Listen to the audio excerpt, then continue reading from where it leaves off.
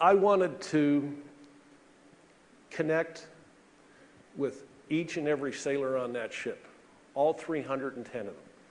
The sailors who were doing the high-profile jobs, as well as the sailors who were doing the seemingly menial jobs that, that we needed to have done in order to operate our ship.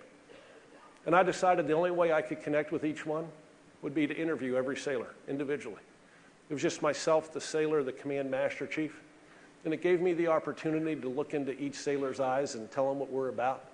That we're about being number one in our industry. We're not playing to come in number two, and that I can't do it without you. It's not a one-man show. In these interviews, I got to know my sailors, their names, their spouses' names, their children's names, their hometowns. I asked them what their goals were while they were in the Navy. Most of my sailors never had anybody in their lives to sit them down and say, hey, what are your goals? How can I help you achieve them? I asked them why they joined the Navy. I found out that over 50% joined because they wanted to go to college, but their families were too poor to send them, so they joined for the GI Bill for the tuition assistance. Same reason why I went to the Naval Academy. 6 or 7 kids, my family was too poor to send me to college. And when I found out how many wanted to go to college, I decided we're going to help you get in. We offered the SAT exam on board the ship. At the time, 1,600 was a perfect score.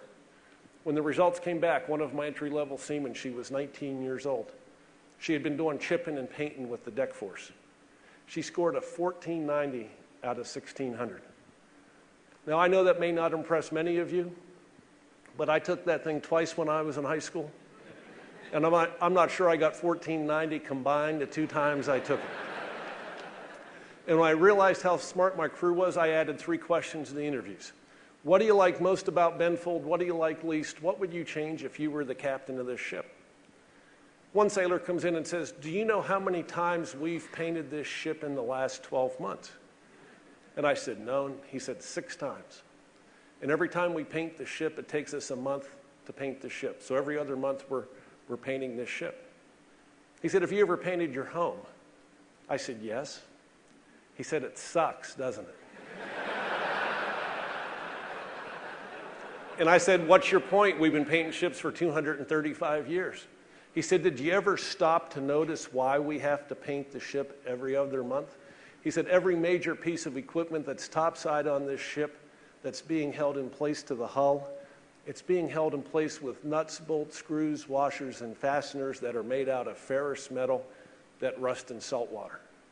And when it rusts, it streaks rust stains down the side of the ship. He said, have you ever heard of stainless steel?